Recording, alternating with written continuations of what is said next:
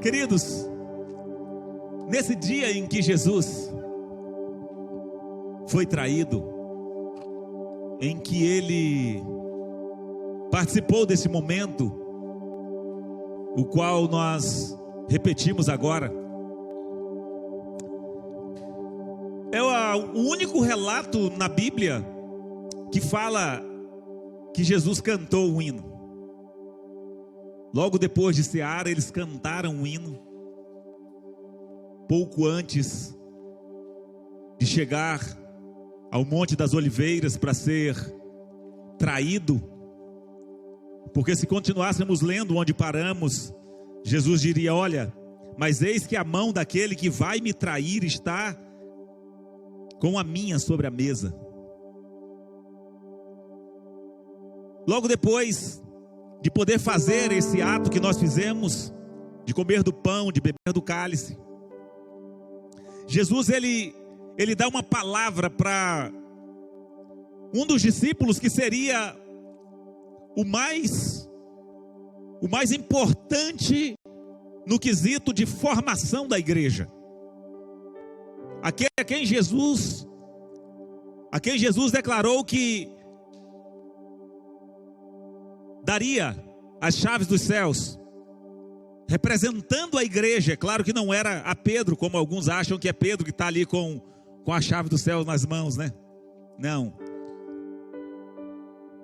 No versículo 31, Jesus diz assim: Simão, Simão, Satanás pediu vocês para peneirá-los como trigo, mas eu orei por você, para que a sua fé não desfaleça, e quando você se converter, fortaleça os seus irmãos.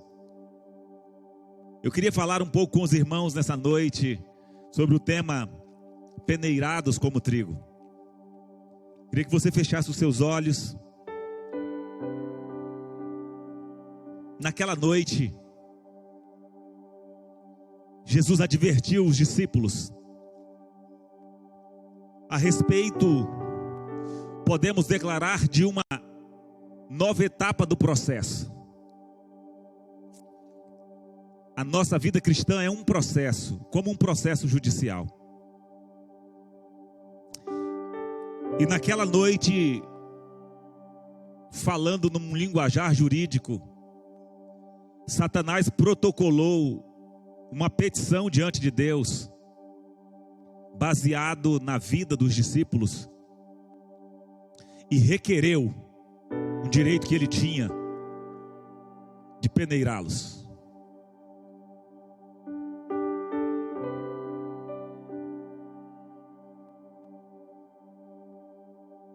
Não sabemos hoje contra a vida de quem está sendo protocolado tal ação. Talvez como foi em relação a Jó,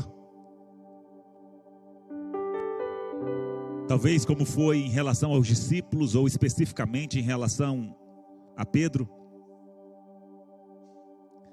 Mas o certo é que, havendo legalidade nesse processo, Satanás estará sempre requerendo.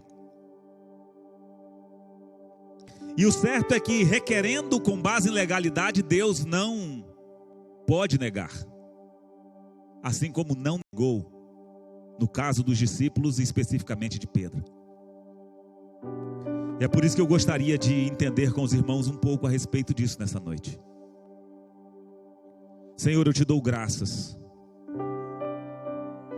Te dou graças porque o Senhor, que transformou as nossas vidas, está presente neste lugar. E eu clamo pelas tuas infinitas misericórdias. Fala-nos nessa noite. Dependemos de ti, Senhor. Dependemos dessa intercessão que a tua palavra diz que o Senhor faz por aqueles que estão mais vulneráveis, por aqueles que, ainda que exteriormente parecem muito fortes, parecem muitos religiosos, muito decididos, mas que estão a ponto de sucumbir na fé, Senhor. E a tua palavra diz que tu és o Senhor que intercede. E eu clamo para que o Senhor nessa noite traga entendimento ao nosso coração, porque queremos ser fortalecidos por ti. Não somos os que retrocedem, Senhor, para a perdição, mas somos daqueles que permanecem para a vida eterna. Por isso ministra o nosso coração, tira a soberba, tira a arrogância religiosa, Senhor, tira a arrogância dos cargos, tira a arrogância do conhecimento, e faz-nos entender, Senhor, que a qualquer momento, peneirados, podemos ter a nossa fé sucumbindo às artimanhas, aos levantes, às pressões das trevas,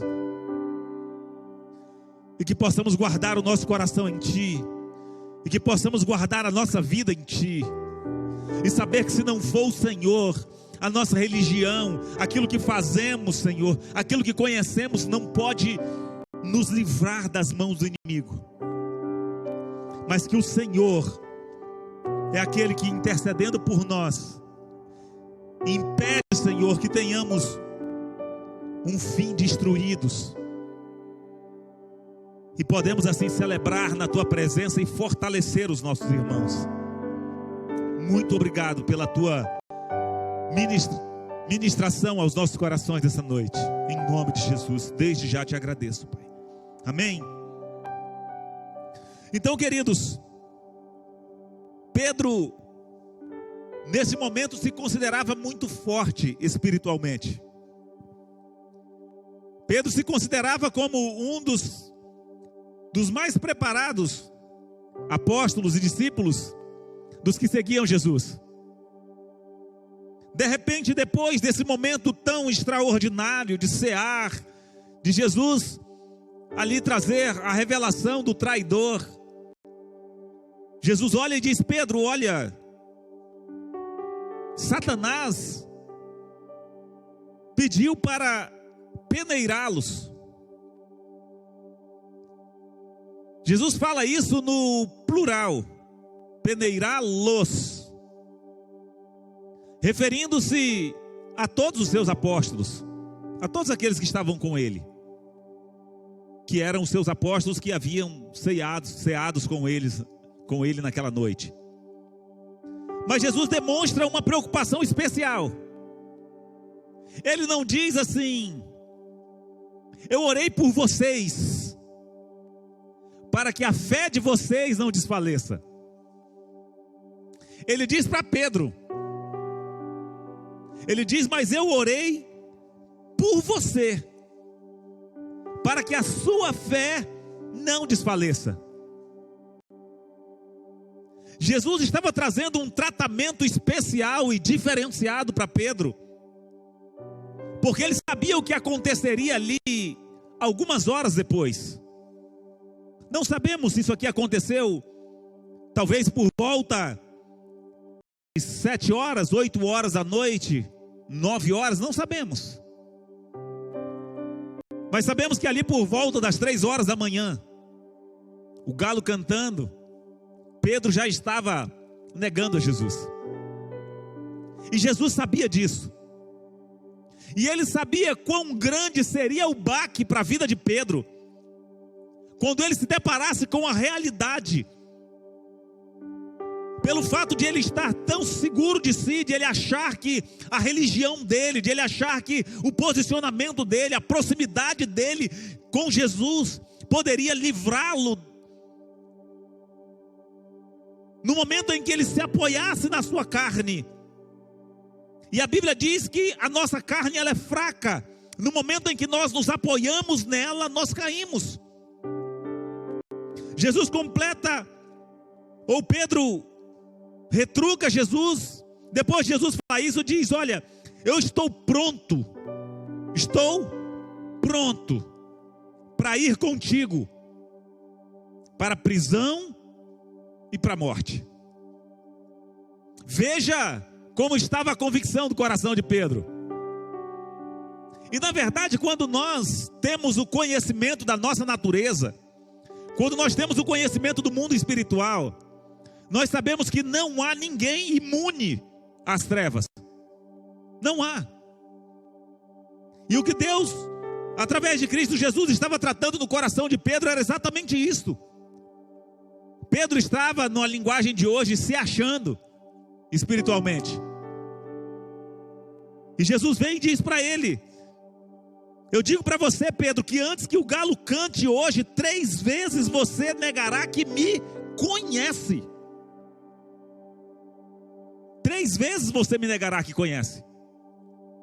Havia algo lá dentro do coração de Pedro, que estava arraigado lá no fundo, que muitas vezes o levava a ter talvez um afinco maior na questão religiosa, mas que precisava ser arrancado. E Jesus sabia disso. E sabendo disso, a Bíblia fala que Satanás pediu para peneirar os apóstolos, para peneirar os discípulos de Jesus. E é interessante que o termo que é usado aqui para pedir é exateomai. É um requerimento formal. Não é um pedido quando você pede para alguém, para ver se ele concede ou não para você fazer alguma coisa. Não. É como que aquele pedido que você faz no processo, por isso que estava falando do processo, onde você tem um determinado direito, e você leva aquele direito como um pedido ao magistrado, para que ele possa sancionar ou liberar o pedido para você, de um direito que você tem. É o mesmo termo usado para exigir. Então não é um pedir de possibilidade, mas era uma exigência. Numa versão de Almeida, diz: Satanás vos reclamou. Ele reclamou esse direito, fez uma reclamação, fez um requerimento, porque ele precisa peneirar vocês por causa de algumas circunstâncias. Certamente era por causa de algumas circunstâncias que havia no coração dos discípulos ainda. E o texto fala em peneirar, mas esse texto aqui, peneirar, ele tem uma aplicação ou um uso físico, que é passar realmente na peneira. Aqueles, talvez os mais da cidade aqui, os mais curitibanos, não tenham conhecimento, né, o que é peneirar o trigo, ou peneirar o arroz. Eu acho que não, peneira o arroz também, né, que bate e depois peneira para poder separar, né, o café. Então, o peneirar é você colocar o cereal com casca e tudo, está misturado o cereal com a casca que foi batido, que foi separado, mas está tudo junto. Então se coloca numa peneira o cereal, e você vai peneirar, você joga para cima e dá um movimento. O cereal desce mais rápido, porque ele é mais pesado, e a casca desce mais leve. Então normalmente se faz isso com vento. Quem já trabalhou na roça? Quem já viu isso pelo menos? Alguém já viu? Oh, temos vários que já viram. Então existem 2 processos. Um exige mais habilidade, quando não tem vento, ou quando o vento está fraco, você precisa jogar, e quando o cereal cai, você tira de baixo, antes que a casca chegue, para poder ir separando. Quando tem mais vento, então você joga, e o próprio vento tira a casca e desce só o cereal, né? Então a forma ou o auxiliar, vamos dizer, desse processo de peneiramento, né? Se não existe essa palavra, a gente cria na hora. Esse processo, ele é auxiliado pelo vento, por alguma coisa que sopra, e a finalidade é separar aquilo que é casca, aquilo que não presta, aquilo que é sujeira, aquilo que é entulho, para separar daquilo que é precioso. Então o termo usado ali é siniazo, e siniazo significa também espiritualmente falando, quando se traz para esse âmbito da fé, tentar a fé de alguém até o limite. É essa questão de separar. Essa tentação, diz o dicionário, que é feita por meio de uma agitação interna. Então o siniaso, aplicado a essa questão espiritual, é tentar a fé até o limite por uma agitação interna. Ou seja, é utilizar a sua alma para tentar a sua fé. Por causa de alguma questão, por causa de alguma decisão, por causa de alguma ação, por causa de algum sentimento que Satanás de alguma forma perceba nas nossas vidas. Então o peneirar é exatamente isso: levar a nossa fé ao extremo, tendo como base as tempestades, as dificuldades da vida, para levar a nossa fé ao extremo, fazendo o nosso coração duvidar daquilo que Deus tem para nós, daquilo que Ele já garantiu para nós, daquilo que nós somos na presença dEle. E é exatamente por isso que Jesus, Ele não diz que Deus impede isso, porque Deus não tem nenhuma intenção de facilitar a nossa vida no âmbito espiritual. Nosso Deus é um Deus de processos, e Ele usa Satanás nesse processo. E Satanás não estava sendo aqui outra coisa senão um auxiliar para separar, para facilitar esse processo de limpeza da vida dos discípulos e dos apóstolos. E não é diferente na sua vida e na minha vida. Então a palavra diz que Jesus, quando Ele fala a respeito desse pedido que Satanás fez, Ele não diz: olha, Deus limitou o pedido dele, olha, Deus disse que não podia, que só pode com alguns, que você, Simão, está muito fraco, eu vou proteger você. Não, Ele só alerta Simão, dizendo: Simão, parafraseando sobre o texto, a minha preocupação nesse processo hoje foi com você, porque você está se achando, porque o que você vai fazer, parafraseando, ele não falou isso, mas era o que Jesus estava tentando dizer para Simão, não diretamente. O que você vai fazer hoje vai trazer uma agitação tão grande no seu coração, que se não houver uma intercessão, se não houver alguém que possa intervir, que possa interceder diante de Deus por você, a sua fé não vai conseguir alcançar o objetivo, não vai permanecer, vai desfalecer. Por isso, a necessidade também de intercedermos uns pelos outros, de orarmos uns pelos outros. Não é à toa que Tiago, ele traz essa recomendação, e diz que nós precisamos orar uns pelos outros, intercedermos uns pelos outros. Pedro também faz essa mesma advertência, que devemos orar uns pelos outros. Então Jesus, ele vem e diz: olha, mas eu orei por você, para que a sua fé não desfaleça. Ele não ora para Pedro sair logo da tempestade, ele não olha para Pedro sair logo da peneira, não. Ele ora para Pedro passar pela peneira, para que a peneira seja eficiente, mas que fosse eliminado somente aquilo que era o entulho, que era a palha, que era o restolho. E para isso era necessário que a fé estivesse fortalecida. Por isso a necessidade, queridos, que temos falado constantemente a respeito da oração, da leitura da palavra, a respeito da comunhão, porque é nesse ambiente de comunhão que nós somos fortalecidos, é na leitura da palavra, na oração que nós somos fortalecidos, porque a qualquer momento pode ser atravessada uma petição no seu processo,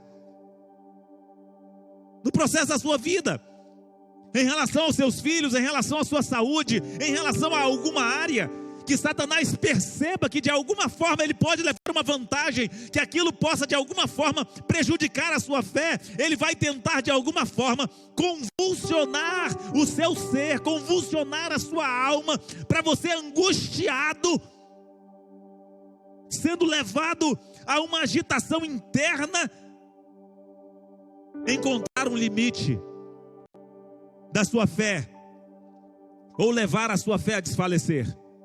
Esse é o propósito dele. Mas eu estou dizendo para vocês nessa noite, aquilo que Jesus disse para Pedro, ele também diz para nós. E também é o mesmo propósito nosso como irmãos. Nós não falamos que somos irmãos simplesmente por falar, queridos. Mas nós falamos porque a palavra do Senhor diz que nós devemos carregarmos as cargas uns dos outros. Que aqueles que são mais fortes suportam os mais fracos. E que não é porque alguém que tem dificuldade com alguma área, que ele não pode ser carregado pelos outros que são mais fortes. Pode. E Paulo explica bem isso em Romanos, falando a respeito dos fracos e falando a respeito dos fortes. Falando a respeito daqueles que entendem, que tem um entendimento, que tem outro entendimento, e como é que nós devemos agir com isso. Isso é suportar, é caminharmos juntos. Só que saiba de uma coisa: o problema nas nossas vidas não é a peneira de Satanás. O problema na nossa vida não é a poda, não são as dificuldades, não são os ventos que estão tirando algumas coisas das nossas vidas. O problema das nossas vidas é como está a nossa fé. É como está a nossa fé. É como temos alimentado o nosso espírito. É termos a consciência de que as convulsões da nossa alma, o agito da nossa alma, quer seja pequeno, quer seja grande, ele não vai extenuar a nossa fé, ele não vai extinguir, ele não vai acabar com a nossa fé. E olha que Jesus sabia exatamente do que ele estava falando. O que era uma agitação exterior ou interior, porque ele estava agitado. Ele havia dito no capítulo 12, salvo engano, de João, ele diz: olha, a minha alma está angustiada até a morte. Mas que direi? Deus, livra-me dessa hora? Ele diz: não, porque foi para esta hora que eu vim. O coração dele, a alma dele estava angustiada. No Getsêmani, a palavra do Senhor diz que ele orou, que ele suou gotas de sangue. Tal era a angústia do seu coração. Mas a angústia do seu coração não levou a sua fé a desfalecer. Eu quero incentivar você a permanecer firme, a não voltar atrás, a não voltar atrás. Talvez hoje à noite, talvez amanhã cedo, talvez essa semana, uma tempestade possa soprar sobre as nossas vidas. Não adianta nós pedirmos para Deus para nos livrar das tempestades, porque Ele não vai livrar. Mas Ele estará fortalecendo você para que a sua fé não desfaleça. Ele estará dando condições para que você, do outro lado, esteja saindo lá fortalecido. E é interessante que Jesus diz: olha, Pedro, depois que passar tudo isso, quando você sair lá do outro lado, convertido, transformado. E é interessante que esse termo conversão aqui não é o metanoia, não é uma conversão no sentido de metanoia. Não lembro agora, mas é um outro termo que é usado lá. Jesus diz: aí você fortaleça os seus irmãos. Quando nós compartilhamos, quando nós abrimos o nosso coração, falamos das nossas lutas, quando nós passamos por essas tempestades e compartilhamos uns com os outros, nós estamos fortalecendo uns aos outros, para que outros possam olhar e possam ter a convicção de que o Senhor continua conosco, de que a graça dele nos basta, e de que Ele é aquele que está conosco nos momentos de tempestade, nos momentos de dificuldade, no momento em que o inimigo quiser ou fizer o pedido para nos tentar, para de alguma forma tentar a nossa fé, causar esse tumulto, essa agitação no nosso interior, nós estarmos tranquilos, sabedores de que isso é apenas uma peneira. Poucas horas depois daquilo, Pedro nega Jesus, e na terceira vez que ele nega, o galo canta. Jesus olha para ele, o texto fala que Jesus fitou os olhos nele, e Pedro saiu para chorar angustiado. Imagine você, que agitação estava no coração daquele homem. Com toda a segurança que ele havia dito para Jesus, que estava pronto para ir com ele até a prisão ou até a morte, agora havia negado a Jesus, e ele sai para chorar amargamente. Mas havia uma palavra do mestre ecoando no seu coração: eu roguei por você. Fique de pé nessa noite.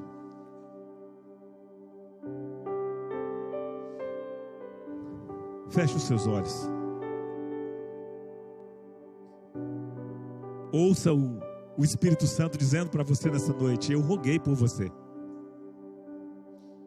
Você está aqui porque eu roguei por você. As dificuldades que virão contra a sua vida, contra a sua casa, as peneiras pelas quais você ainda vai ter que passar, Jesus está dizendo: eu as conheço, e eu roguei por você, para que a sua fé não desfaleça. Mas tudo aquilo que Ele tem feito por nós é com um propósito, é para que nós possamos assim sermos alguém relevante no reino, que façamos a diferença na vida dos outros.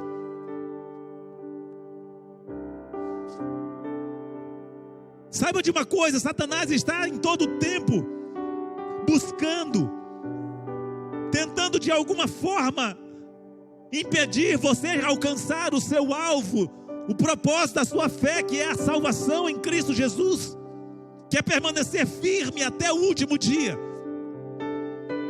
Mas eu quero dizer para você, não importa qual seja a dificuldade que você irá encontrar essa semana, ou que você irá encontrar nos próximos dias durante a sua vida, não sei qual pode ser, mas eu quero lhe garantir uma coisa: o Senhor a conhece, e Ele intercedeu por você. Não desfaleça, não permita que a sua fé desfaleça, não volte atrás, não ache que o seu orgulho pode fazer você se manter na presença dEle, porque não vai. Mas no momento da dificuldade, lembre-se e ouça aquele que teve as mãos furadas, falando ao seu coração, dizendo: eu roguei por você, para que a sua fé não desfaleça. Eu roguei por você. Isso foi na mesma noite da ceia, queridos. Logo depois de cear, Judas traiu Jesus, Pedro negou Jesus. O fato de cear, o fato de sermos filhos, não nos livra de alguns percalços, não nos livra da nossa carne, da dificuldade da nossa carne, não. Mas eu quero que você saiba de uma coisa: mantenha a sua aliança com Ele, não volte atrás, não deixe de cear por causa da agitação do seu coração, não deixe de congregar por causa da agitação do seu coração, não deixe de ler a palavra, não deixe de orar por causa da agitação do seu coração, por causa dos ventos, por causa das dificuldades. Não, elas virão, mas elas têm um propósito: que você possa ser aprovado, que você possa sair do outro lado, porque o Senhor diz: olha, depois que você passar por isso, vá lá, fortaleça os seus irmãos, fortaleça. Ele diz: e quando você se converter, fortaleça os seus irmãos. O texto diz: quando você voltar novamente para o eixo, quando você se equilibrar novamente, é essa conversão de voltar ao lugar de onde o coração dele estivesse aquietado na presença de Deus, vendo a provisão que Deus havia feito para que a fé dele não desfalecesse. Fortaleça os seus irmãos, e que nessa noite você possa ir para a sua casa, encarar a sua semana sabedor de que Ele está com você, Ele está conosco. Senhor, muito obrigado, Pai. Eu te louvo pela vida dos meus irmãos aqui neste lugar, por aqueles, Senhor, que estão nos ouvindo dos mais longínquos lugares deste país e deste planeta, Senhor. Deus, aqueles cujos corações estão tão agitados, aqueles que estão sentindo a tempestade, Senhor, batendo sobre si a ponto dos seus barcos naufragarem. O Senhor os conhece, o Senhor sabe onde estão, o Senhor conhece a dificuldade de cada um, e eu clamo ao Senhor nessa noite. Fortalece-os, Pai. Fortalece-os, dá entendimento, dá livramento. Faz com que eles possam entender que a vitória deles está garantida em Ti, que eles podem permanecer firmes, que a agitação, Senhor, interna, a agitação dos seus corações, das suas almas, Senhor, não os leve a desfalecer, não os leve, Senhor, além do limite da sua fé, mas que eles possam lembrar sempre da Tua palavra, lembrar sempre da Tua presença, lembrar sempre que o Senhor é conosco. Tu és Deus Emanuel, Tu és o Deus conosco, o Jeová Roi, o Deus que vê, o Deus que sabe onde estamos, o Deus que caminha conosco. Muito obrigado, Pai.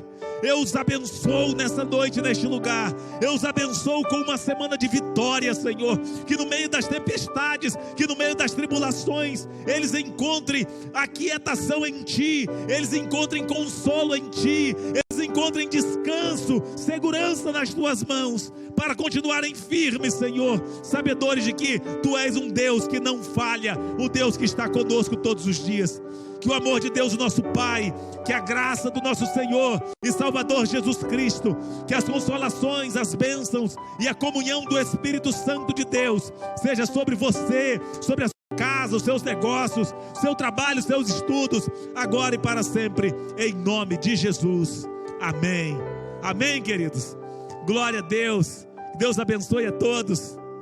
Não saia sem cumprimentar cada um dos irmãos. Diga que bom que você veio. Te espero aqui no próximo domingo, às 19 horas. Estaremos aqui novamente celebrando ao Senhor. Quarta-feira, às 20 horas, estamos aqui estudando a nossa lição da Escola Bíblica e contamos com a presença de cada um de vocês. Venha, convide mais alguém para poder ser abençoado. Traga mais alguém para poder receber também na vida deles uma palavra do Senhor para os seus corações. Amém? Vão em paz, Deus em Cristo os abençoe.